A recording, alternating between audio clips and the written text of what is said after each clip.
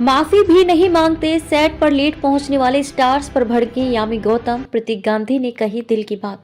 कलाकार को हर नए प्रोजेक्ट के साथ नए अंदाज में खुद को पेश करना पड़ता है ताकि दर्शक उनसे बोर ना हो जाएं। अभिनेत्री यामी गौतम और अभिनेता प्रतीक गांधी भी इन्हीं बातों को ध्यान में रखकर रोल चुनते हैं। इस हफ्ते नेटफ्लिक्स पर प्रदर्शित होने वाली कॉमेडी फिल्म धूमधाम में ये दोनों कलाकार नजर आएंगे।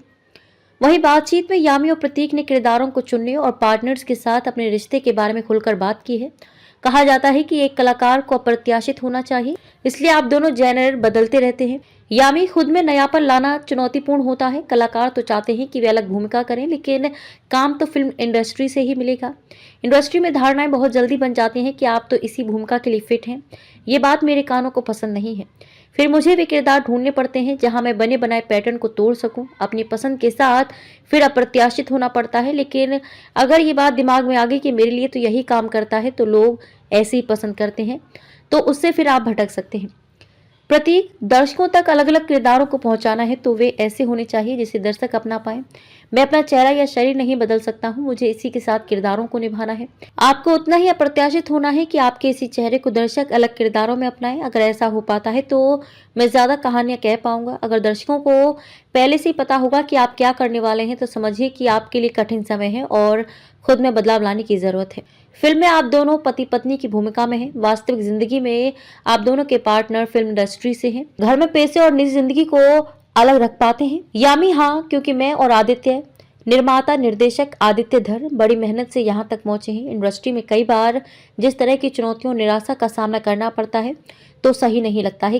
कई बार आप चाहकर भी उसे बयां नहीं कर पाते हैं। हम दोनों ने ये सब देखा है, इसलिए कभी भी एक दूसरे को हल्के में नहीं लेते हैं। जब उन्हें लगता है कि मैं इस भूमिका के लिए सही हूँ तभी वे मुझे एक प्रक्रिया के तहत अप्रोच करते हैं। ऐसा कभी नहीं हुआ कि मैं उनकी पत्नी हूँ तो फिल्म में ले लिया। मैं भी करूंगी वही जो मेरे लिए सही होगा। हमने एक सिस्टम बनाया है। अपने काम के प्रति अनुशासन और पेशेवर रहना आवश्यक है। प्रतीक, मैंने और भामिनी ओझा ने एक साथ थिएटर में काफी काम किया है। फिल्में नहीं की, लेकिन अब गांधी वेब सीरीज से स्क्रीन पर साथ आने का मौका मिलेगा। मुझे लगता है कि कलाकारों की प्रक्रिया बहुत आंतरिक होती है। मैं चाहकर भी सब कुछ नहीं बता सकता हूँ कि मुझे कहानी पढ़कर कैसा लग रहा है या कैसे उसे परफॉर्म करना है। हम दोनों को पता होता है कि जो भी महसूस हो रहा है वो होने दो। फिल्म में संवाद है कि अगर और परेशान किया तो मैं तुमसे तू पर भी आ सकती हूँ। किन बातों से परेशान होकर सामने वाले के लिए इज्जत खत्म हो जाती है।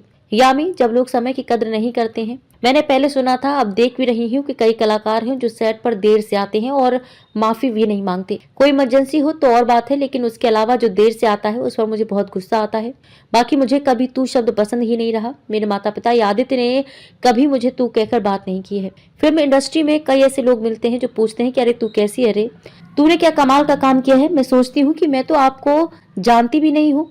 खैर, मुझे लगता है कि वे बेइज्जती करने के हिसाब से ऐसा नहीं कहते हैं। हालांकि मुझे निजी तौर पर तू करके बात करना पसंद नहीं है। प्रतीक, आपसे तुम से तू, ये भी दो लोगों के बीच का एक सफर होता है। ये सफर दो हिस्सों में हो सकता है कि या तो आपने सामने वालों को एकदम ही अपना लिया कि फिर आप या तुम या तू जैसे शब्द मायने नहीं रखते, या फिर एकदम ही तय कर लिया कि मुझे फलां व्यक्ति के होने से फर्क ही नहीं पड़ता है।